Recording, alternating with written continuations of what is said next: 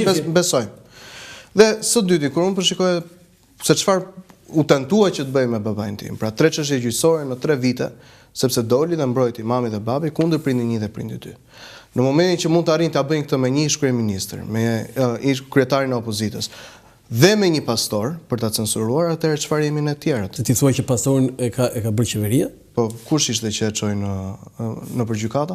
Si e ka bërë Edi Rama? Tani, duke marr parasysh të gjitha gjërat e tjera me Bashkinë e Tiranës. Po. Mirë, mbaro. Jo, se do bëjmë nuk është e vërtetë. Tani unë si të vim në shtëpinë tuaj dhe të them për historinë tuaj familjare që nuk është e vërtetë. Jo, kjo nuk është për histori familjare, se kjo është një gjyq publik. Edhe Julia ka drejt aty, unë bashkoj me Julian. Okej. Po s'është e vërtetë, çfarë ka bërë Edi Rama këtë? Ore, është Bashkia e Tiranës e cila ka qenë promotori kryesor i agjendave. Ore, janë zgjedhjet parlamentare. Jo, kemi zgjedhjet parlamentare. Ne në Bashkinë e Tiranës kemi qenë promotor i dashurisë, vlerave, ndjenjës. Doli liberalizmi direkt aty më thua pse jam unë i datë me Partinë Demokratike. Po patjetër, nuk mund të jemi majt. Nuk mund të mohosh tjetrin të drejtën për të dashuruar. Jo, ne në krevatin e njerëzve në krevatin e njerëzve, edhe sidomos politika nuk mund të futet në krevatin e njerëzve. Unë kam patur gjithmonë atë pikpamjen që çdo njeri është i lirë të jetojë jetën e vet si të dojë. Por në momentin që jeta personale e dikujt del dhe bëhet agjend, atëherë duhet. Çfarë më thon agjend?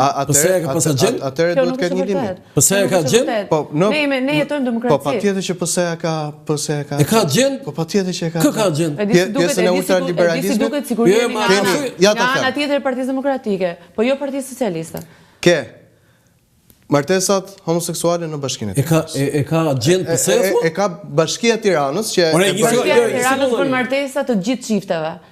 Të gjithë çifteve që festojnë dashurinë. Ke së dyti, shfaqjet transgjinore të cilat ndodhen tek liçeni artificial i Tiranës, që ishin me fëmijë, i nxorën të parë dhe panë të shfaqur. I ke parë? Jo, i ke parë edhe nuk është kështu. Ke pjesa tjetër, projekt ligji për surrogacinë, që duan ta kthejnë Shqipërinë në një hub ndërkombëtar surrogacie, po këta. Ku e ke parë këtë se nuk e kemi as program? Projekt ligji. Është në pjesën e konsultimeve në Ministrinë e Shëndetësisë, e cila po vazhdon. Ne po bëjmë opozicion. Është një tjetër projekt ligj tjetër, i cili është për abortin, quhet projekt ligji për shëndetin riprodhues, e cila çon vajza 16 vjeç që mund të kryejnë abort pa lejen apo konsentin e prindërve. Ke pjesën tjetër që është. Nuk është e vërtetë fare. Po, është e vërtetë. Dhe sot kësaj dite nuk ndodhen këto gjëra. Po, është e vërtetë. Dhe ne po diskutojmë për gjëra reale dhe gjëra konkrete. Jonathan, të kanë bërë çik kështu të kanë. Më fal, ti je i martuar, je? Unë jam i martuar. Jo, jam i martuar. Je me fëmijë? Ende jo. Okej. Në moment që bëhesh me fëmijë dhe gjatë gjithë jetës ka një rrugtim edhe fëmia, patjetër që ka edhe disa probleme. Dhe ne jemi prezent, për shembull unë personalisht kam qenë prezent në dëshirat që kanë pasur fëmijët, që kanë fëmijët tanë, dhe nuk mund t'i ndalosh, patjetër që i këshillon, jeni në momentin që fëmijët shkojnë atë rrugën e tyre, mund t'i këshillosh, por nuk mund t'i ndalosh. Duhet t'i tregosh kush janë të drejtat dhe duhet t'i tregosh pse duhet ta bëj dhe pse nuk duhet ta bëj, po ti nuk mund të ndalosh në asnjë mënyrë. Tani që fëmijët mund të dashurohen me njëri tjetrin dhe ti promovon dashurinë. Ç'është kjo fëmijët dashurohen me njëri tjetrin? Po, pra dashurohen të rinë. Fëmia im. Po, fëmia im dashurohet me fëmijën e një tjetrit, po flas mas moshës 17 vjeç. Do të thotë kur tha fëmijët, fëmia im. Jo fëmijë të rinë, fëmijët tan. Fëmijët tan, se ju kapeni në WhatsApp, po nuk është kjo. Nuk është ky thelbi. Ne promovojmë dashurinë dhe dashurinë dhe besimin. Fëmia im. Fëmijë për ka fëmijën e rritur. Po tash fëmijën tim që është 20 vjeç. 20 vjeç. Tha fëmijën tim, fëmijët. Jo, pra në momentin që ti përballesh me fëmijët, me fëmijën tonë, aty kupton që nuk e forcë ta ndalosh. Fëmia im do bëj atë që mendon vet dhe si i duket të drejtë, sepse ka një rrugtim në edukimin e tij. Po unë nuk mund ta ndaloj kurse të dashuroj atë që do. Dakor? Dhe kjo nuk ka lidhje me politikën dhe kjo nuk ka lidhje me politikën. Okej, e mbyllim këtë diskutim. Julia, te ty tani do kthej. Dhe doja të thosh një gjë. Kur ke lindur, në çfarë viti? Unë kam lindur në 98-ën. Okej. Ti e di historinë e Shqipërisë gjatë gjithë viteve nga sistemi komunist në vazhdim? Ke dëgjuar çfarë është bërë në Shqipëri? Unë di që edhe po them prapë me adherimin tonë në Partinë Demokratike. Edi Rama ka qenë vetëm 2 vite në opozitë, këtë di. Po Po kur ka qenë Sali Berisha dhe Partia Demokratike në pushtet, e di çka ka ndodhur në Shqipëri? Ke pas dy fishim të pensionave, ke pas dy fishim të pagave, ke pas 11.000 kilometra. E para e rrugë. Juli. Kur ishte Berisha president apo Kur kryeminist? ishte dhe kryeminist dhe president. Se ka qenë president zoti Berisha. Shumë mirë. Jo, ka ndodhur 97-98 kur ke lindur ti çfarë muaj? Korrekt 98. Se, do të ti ke qenë 2 muajsh. E di çka ka ndodhur në Tiranë 14 shtator 98-s? A e di ta ka thënë një babi? Ose ka lexuar faktën. I është vënë zjarri gjitha institucioneve të shtetit, kryeministrisë dhe gjitha ministrive rreth rrotull. Dhe kur unë dëgjova në atë turm, tani do vend të djegim gazetën Koha Jon dhe ne kishim shokët atje, kolegët atje, unë jam të verruar se s'kishte celular atje si do dhe raporti me vrap. Pse them këto? Nuk po them që bëni gabim. Absolutisht, unë them një djalë si ty i ri duhet të jetë patjetër te forca jon. Ta bëri thirrje. Julia, për ty, po ti ç'ndodhi? Pse u futën në politikë dhe tregojnë çika të këtu njohin? Kush je ti? Se unë të njoh po. Atëherë unë jam inxhinier i mjedisi, kam punuar prej shumë vitesh, jam investuar në turizëm, jam investuar në mjedis, jam investuar te të rinjt, jam investuar te sporti, te kultura, te arti.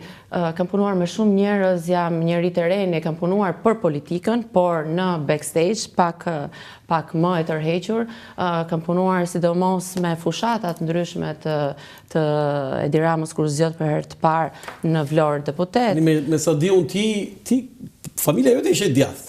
Atëherë familja ime nga babai, po, është djathtë. Dhe kalove me të majtët. Po. Tani këti djathtë i thoja dhe kalove me të majtët. Ka shumë kohë që është shkëputur, pati nuk dua ta them për momentin historinë të madhe, ndoshta në një moment tjetër sepse i takon atij, por si shumë figura. 2-3 fjali. Po ja, si shumë figura të Partisë Demokratike.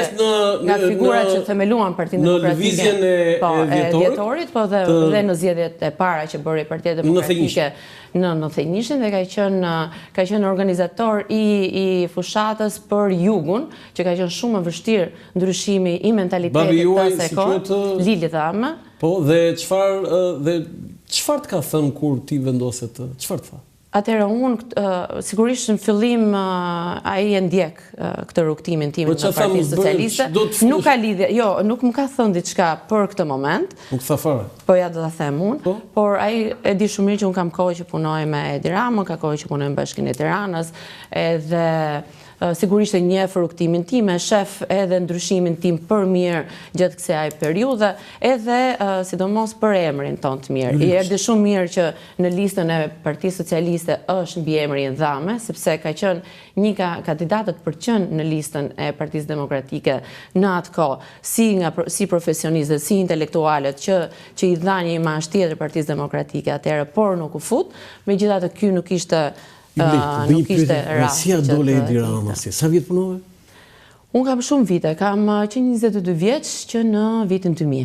Do të kur u bë Rama për parë kryetar bashkie që garoi me Besim Safaj. Kur ishte ministër kulture dhe pastaj. Dhe sa vite punove me Edi Rama? Dhe kam punuar shumë vite deri në 2015 që u futa në Partinë Socialiste. Do të deri 2011 që ishte Rama kryetar bashkie, në 3 mandate ti ke qenë aty. Po. Unë kam qenë kryetar. Si ja ke dalë Edi Ramës? Se kjo është pyetje $1 milion. Ja kam dalë. Kjo ndoshta është arsye që tani kam gjetur momentin që ti ri akoma më. Po si ja ke dalë? Se Rama nuk është i lehtë tani, themi kështu. Pasu nuk jam e lehtë për të ndikuar. Di çfarë bën kjo? Ato aktivitetet e bashkisë kur ishte Rama kryeministër, merrte në telefon pa njohur fare. Shikoj se unë dua se ka ndodhur kjo. Po prit të dalë, jo, po prit se unë do vi aty edhe të do të mbushte me Unë jam njëri Jonathan që në momentin që kam të drejtë dhe mbrojtje të drejtat e njerëzve që kanë të drejtë, unë ta shqyej derën. Vi aty, ta çaj derën në kuptimin e kësaj që marr atë që duhet për njerëzit. Dhe kjo është shumë e zëmër të madhe ti, prandaj. Dhe unë eci me shumë besim te Zoti dhe shumë besim te zemra dhe te dashuria. Më duke se jam morë e votën Jonathanit. Ke zemrën e madhe. Jonathan, tani, kam një pyetje për të dy. Cili është idhulli juaj në politikë? Nuk kam idhull në politikë. Unë idhull kam vetëm Zotin. Po si do shkosh ti kështu, si thaj, nuk mund thuash ke idhull. Ore, idhull në politikë do të thonë atëre model.